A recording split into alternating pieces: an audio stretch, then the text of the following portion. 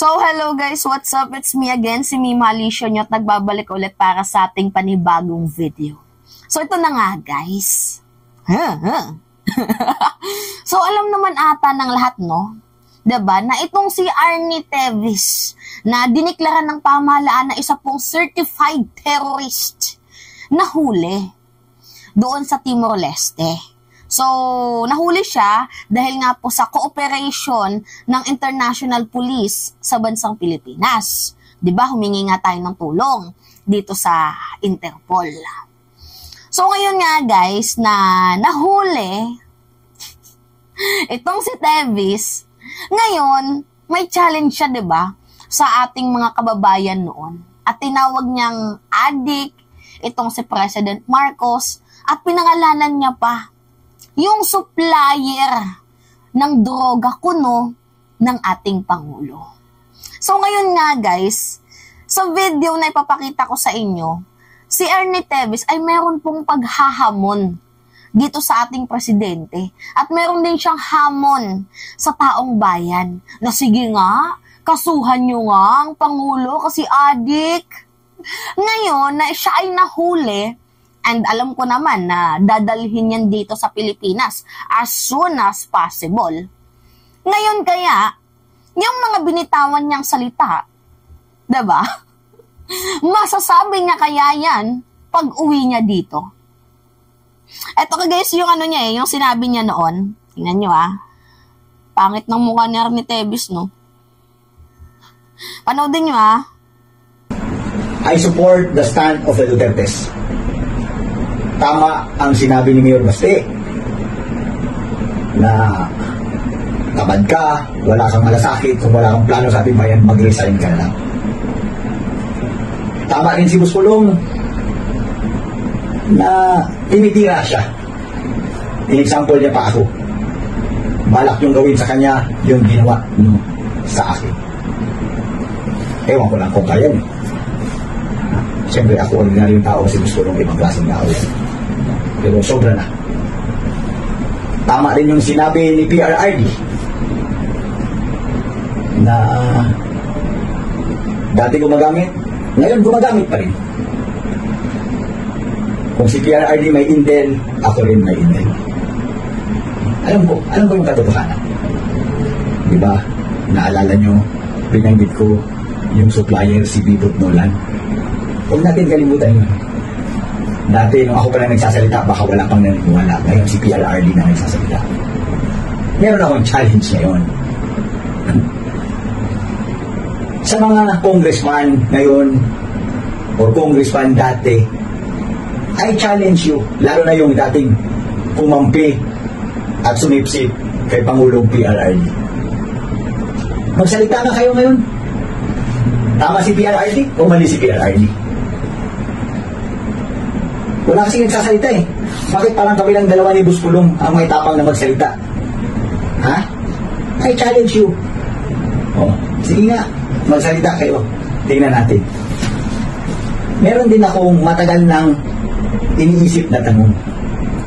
Di ba kung may tao na may kasalanan o may nagawang kasalanan, nirereklamo natin sa pulis, nirereklamo natin sa barangay, nirereklamo natin sa korte.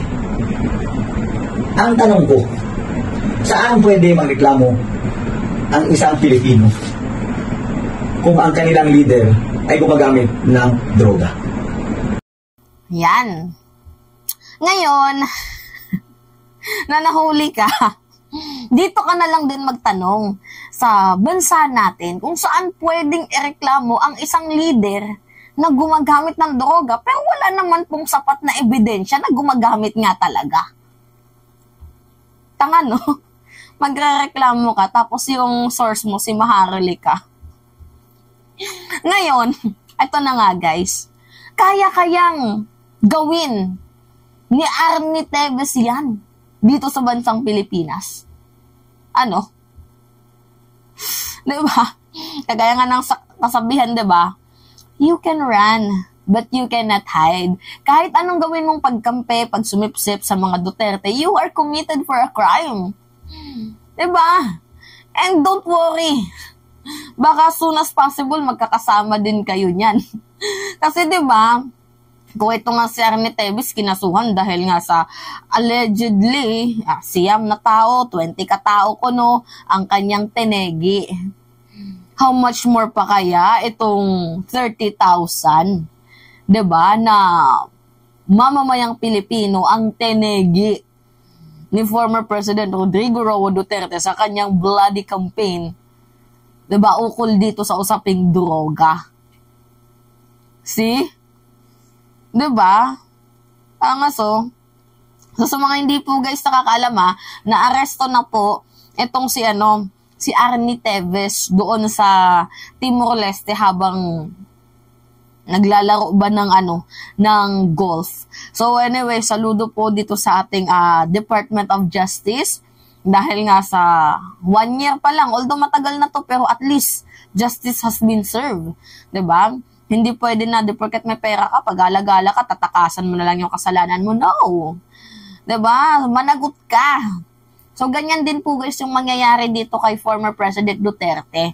Diba? Even man nasabihin ni President Marcos na wala na tayong judikatura, jurisdiction over the ICC, pero nung panahon na committed, nagawa yung crime, during 2017, 2018, abay may cooperation pa po tayo. 'Di ba? On behalf na lang din po sa mga pamilyang biktima. So kapag naglabas po ng red notice, 'di ba? Itong ICC wala naman po silang sariling mga reinforcement, but pag naglabas po guys ng red notice, yung Interpol po, 'di ba? May po tayo sa Interpol, kooperasyon. Hindi pwede yung kamot lang tayo ng kamot sa Interpol, tapos pag yung Interpol humingi ng tulong sa atin, hindi tayo magbibigay. Ang unfair naman po nun. 'Di ba? So ngayon, wala pong magagawa dyan ng ating presidente kapag naglabas na ng red notice at ng international police. Kasi nga guys, meron po tayong sinumpaang tungkulin, hindi lamang po sa ICC, but also in the International Criminal Court. Okay, gets? So, hindi malabo na kapag na-red notice na itong si Digong, ganyan at ganyan din po guys yung mangyayari. Even din dito kay Kibuloy, kahit magtago siya. Although meron pang hold departure order dito kay Kibuloy, but kahit magtago siya guys ng magtago, malalaman yung kanyang lugar, pwede siyang ipaaresto through the international police. 'Di ba? Lalo pat ngayon, may warrant na siya. Anytime pwede siyang tumakas. 'Di ba?